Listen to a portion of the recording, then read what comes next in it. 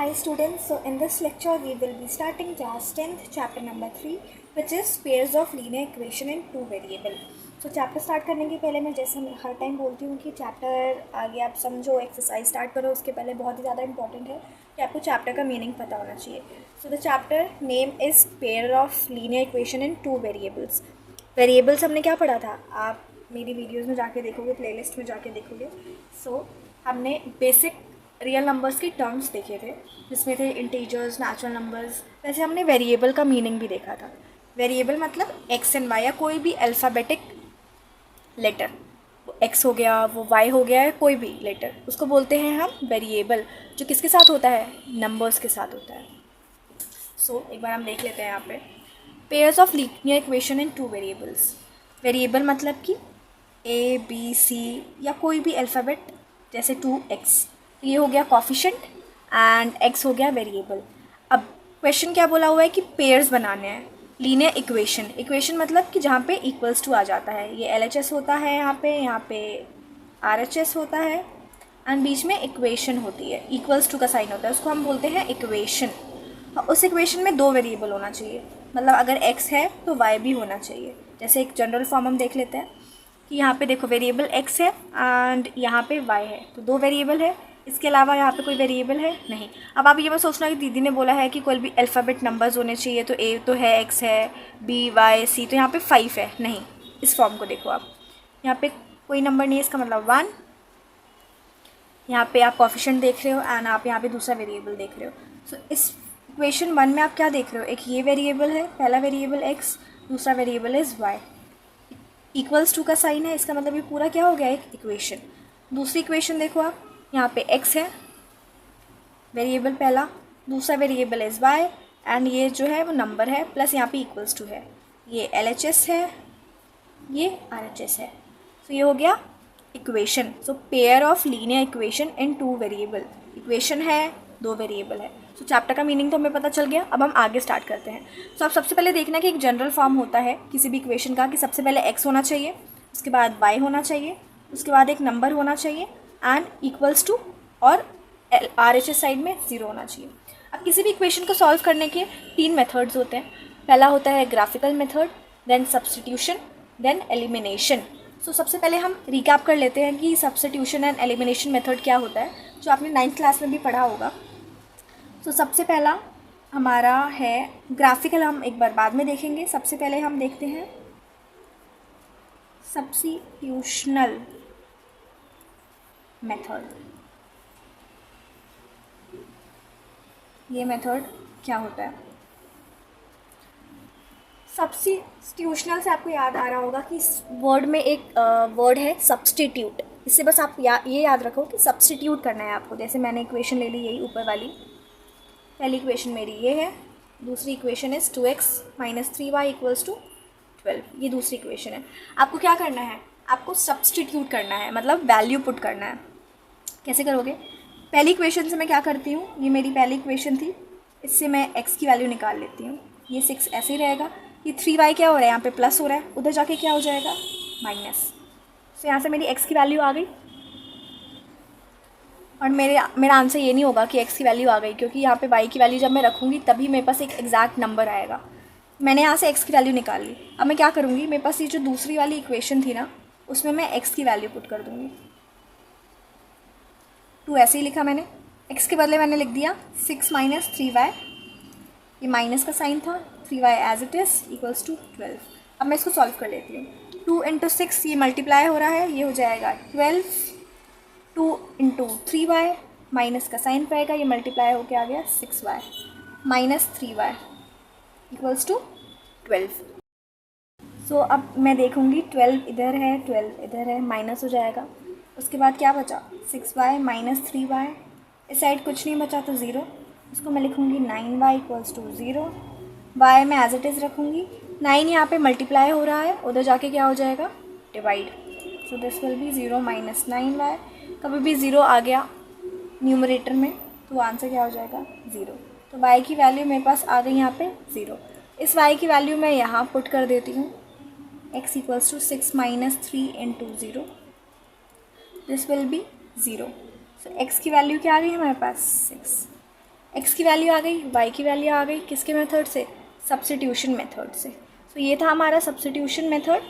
इसके आगे आप एक्सरसाइज स्टार्ट करोगे तो आपको बहुत सारे क्वेश्चंस मिलेंगे, फ्रैक्शन में भी ऐसे इक्वेशंस होंगे जो आपको सॉल्व करना है। तो इस वाले मेथड में सिर्फ इतना था कि आपको एक्स की वैल्यू निकालनी है, या आप यहाँ से वाई की वैल्यू भी निकाल सकते हो, आपको दूसरी इक्वेशन में उसकी वैल्यू पुट करनी है, ठीक है। सो ये हमारा हो गया सब्स्टिट्यूशन मेथड।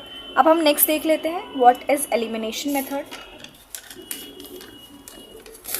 इसी इक्वेशन का यूज़ करके हम एलिमिनेशन मेथड भी देख लेते हैं।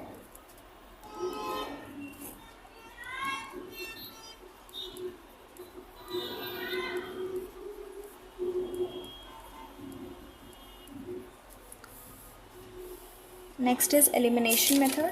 हमारे पास इक्वेशन थी x plus 3y equals to 6, 2x minus 3y equals to 12। ये थी हमारे पास इक्वेशन। यस, तो ये हमारी इक्वेशन है।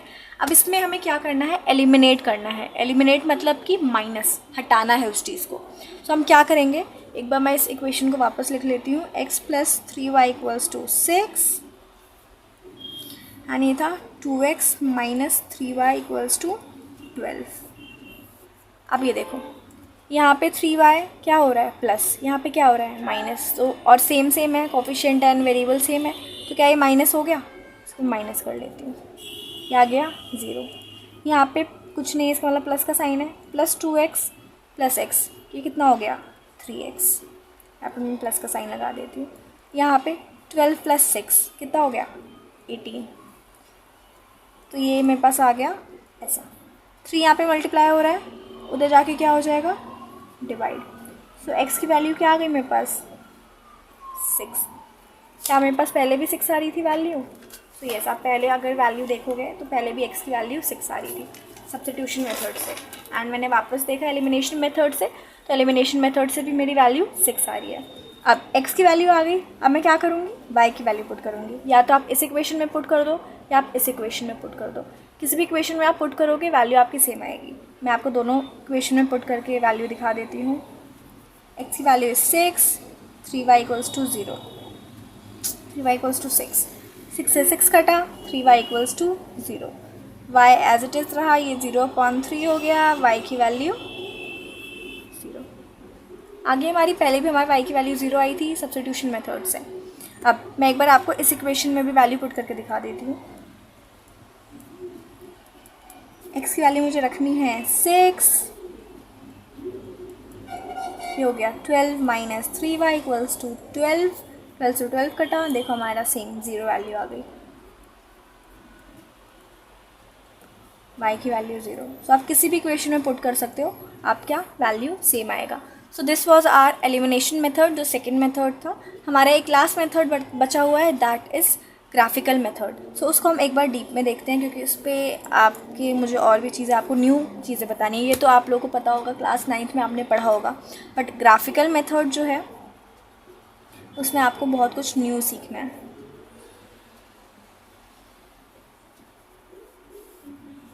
हमारा थर्ड मेथड जो है वो है ग्राफिकल मेथड। एक बार हम देखते हैं कि ग्राफिकल मेथड क्या होता है। सो हम सेम इक्वेशन लेते हैं। इक्वेशन है 7 प्लस 3y इक्वल्स टू 6, पहली इक्वेशन थी।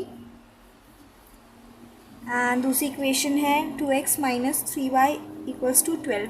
सो ग्राफिकल में आप देख रहे हो कि ग्राफ, सो ये ग्राफ से ही रिलेटेड है। आपको ग्राफ पे प्रेजेंट करना है एंड ग्राफ पे सॉल्यूशंस बनेंगे। सॉल्यूशंस मतलब कि वैल्यू, x एंड y की वैल्यू। तो सबसे पहले हम पहला इक्वेशन लिखेंगे x plus 3y equals to 6। हम x एंड y की वैल्यू निकालेंगे। x एंड y की वैल्यू कैसे करेंगे हम? x की वैल्यू हम सबसे पहले रखेंगे 0 इस इक्वेशन में। सो हम देखेंगे अगर हम x की वैल्यू 0 रखेंगे तो हमारा सॉल्यूशन क्या आएगा? x इक्वल्स टू 6, x की वैल्यू आपने रख दी 0। सो हमारे y की वैल्यू यहाँ से क्या आ गई? y यहाँ पे मल्टीप्लाई हो रहा है, उधर जाके डिवाइड हो जाएगा। तो हमारे y की वैल्यू यहाँ से आ गई 2। x रखने पे 0, हमारी y की वैल्यू क्या आ रही है? 2। अब हम y को 0 रख देते हैं इस बार। तो अगर हम y को 0 रखेंगे तो हमारी इक्वेशन थी x plus 3y equals to 6। y को इस बार हमें 0 रखना है। यहाँ पे 0 रखोगे तो पूरा 0 बन जाएगा, तो 0 इक्वल्स टू 6। सो एक्स की वैल्यू क्या आ गई 6, ये हमारा एक्स और वाई की वैल्यू आ गई। इसी को बोलते हैं हम ग्राफिकल मेथड। अभी हम इसको ग्राफ पे भी प्लॉट करेंगे इस पॉइंट्स को, बट हम ऐसे सॉल्यूशन निकालते हैं। हम पहले एलिमिनेशन में कैसे निकाल रहे थे, हम एलिमिनेशन में माइनस करके निकाल रहे थे, सब्स्टिट्यूशन में सब्स्टिट्यूट करके निकाल रहे थे। ग्राफिकल में हम ऐसे एक्स और वाई की वैल्यू रखेंगे एंड हमारे पास आ जाएगा। ये तो अभी आया आपका पहली इक्वेशन की वैल्यू एक्स एंड वाई की। अब आप और भी वैल्यू निकाल सकते हो, यहाँ पे जितनी भी आपको वैल्यू निकालनी है। अब हम निकालेंगे दूसरी इक्वेशन जो है हमारे पास 2x minus 3y equals to 12, जो सेकेंड इक्वेशन है हम वैल्यू निकालेंगे, सेम एज इट इज़ निकालेंगे। हम क्या करेंगे, x एंड y की वैल्यू पुट करेंगे। हम पहले मैं क्या करती हूँ, x की वैल्यू रख देती हूँ मैं 0, so 2x minus 3y equals to 12। x की वैल्यू 0 रखेंगे, पूरा 0 बन जाएगा, minus 3y equals to 12, y as it is 12 upon minus 3, तो y की वैल्यू -4, y की वैल्यू इज़ -4। ठीक है, नेक्स्ट हम रखेंगे x की वैल्यू 0। आप यहाँ पे y, ऐसा नहीं है कि एक बार आप x की वैल्यू रख रहे हो तो दूसरी बार आप y की वैल्यू रख रहे हो। मैं 0 इसलिए रख रही हूँ क्योंकि इक्वेशन ईजिली आपके पास सॉल्यूशन आपका आ जाएगा, आपको कैलकुलेशन करने की नीड नहीं होगी। आप यहाँ पे x की भी वैल्यू रख सकते हो। ऐसा नहीं है कि एक बार x की वैल्यू 0 रख रही हूँ तो दूसरी बार y की वैल्यू 0 रखूँ, ऐसे भी कर सकते हो, या फिर x की वैल्यू 1 2 3 भी लिख सकते हो। तो अब हम अगर y की वैल्यू 0 रखेंगे तो ये हमारा इक्वेशन था, इसमें मैंने वैल्यू रख दी 0, पूरा 0 बन गया, this is 12, so this is 2x equals to 12, x की वैल्यू 12 अपॉन 2, सो x की वैल्यू आ गई 6, यहाँ पे देखो 6। अब मेरे पास ये आ गया। इस इक्वेशन पे रखने पे एक बार मैं नेक्स्ट पेज पे बना के दे देती हूँ। अब आपने ये तो देख लिया कि कितने सॉल्यूशंस बनते हैं, अब हम ये वाले पॉइंट को समझते हैं। सो इसके लिए मैं एग्जांपल ले लेती हूँ। आपने इक्वेशन देखी होगी 2x plus 3y equals to 7। दूसरी इक्वेशन मैंने ले ली 5x plus 4y equals to 2। अब इसको हम बोलते हैं a, ये है हमारा b, ये है हमारा c। This is a, this is b, this is c। Same this is a2, b2 and c2। इसको हम देखते हैं कि क्या ये इक्वल आ रहा है।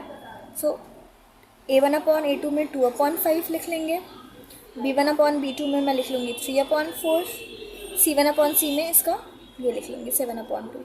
क्या ये एक दूसरे के इक्वल आ रहे हैं? नहीं आ रहे हैं। इसका मतलब कि इंटरसेक्टिंग लाइंस में a1 upon a2 is not equals to b1 upon b2 is not equals to c1 upon c2। Intersecting lines में वन सॉल्यूशन बनते हैं एंड ये इक्वल नहीं होते हैं। कोइंसिडेंट लाइंस में हम देख लेते हैं। मैंने अपना एक इक्वेशन लिया, सेम इक्वेशन ले लेती हूँ, बट इसमें मैं यहाँ पे चेंज कर देती हूँ।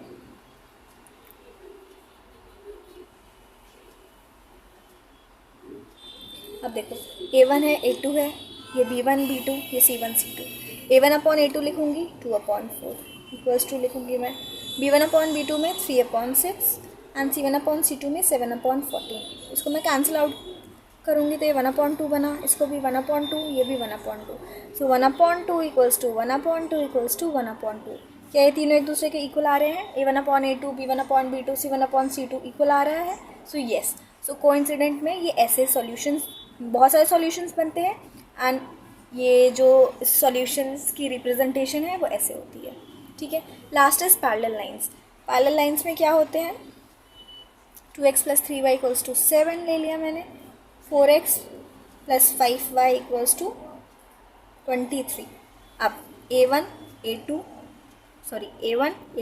b1 b2 and this is c1 c2। इसको मैं लिख लूँगी a1 अपॉन a2, ये b1 upon b2, this is c1 upon c2। ठीक है, दिस इज 6। ये 1/2 बना, ये 1/2 बना, ये एज इट इज़ रहा। सो ये आ गया 1/2 एंड दिस इज 7/23। सो आप यहाँ पे देख रहे हो कि a1 upon a2 is equals to b1 upon b2 but is not equals to c1 upon c2। ये आप सेम देख रहे हो इसकी तरह। सो ये होता है पैरेलल लाइंस में कि पैरेलल लाइंस में ये जो है वो इक्वल नहीं आता। a1 upon a2 equals to b1 upon b2 equal आता है, बट ये c1 अपॉन c2 इक्वल नहीं होता। So this was our types of solution, सब ग्राफिकल मेथड्स के, सॉरी। एंड ये आप बुक में देखोगे तो एक बार आप रिवाइज कर लो कि देखो इंटरसेक्टिंग लाइंस में एक भी इक्वल नहीं होता एंड उसमें कितने बनते हैं, वन सॉल्यूशन यूनिक होता है जो। कोइंसिडेंट लाइंस में सारे के सारे एक दूसरे के इक्वल होंगे एंड इसमें कितने सॉल्यूशंस बनते हैं, इनफाइनाइट सॉल्यूशंस। वहीं पैरेलल लाइंस में जो रेशियोज होते हैं वो क्या होते हैं, फर्स्ट वाला इक्वल होता है बट थर्ड वाला इक्वल नहीं होता है एंड उसमें कितने सॉल्यूशंस बनते हैं, no solution. So that's it in our introduction for class 10th chapter number 3।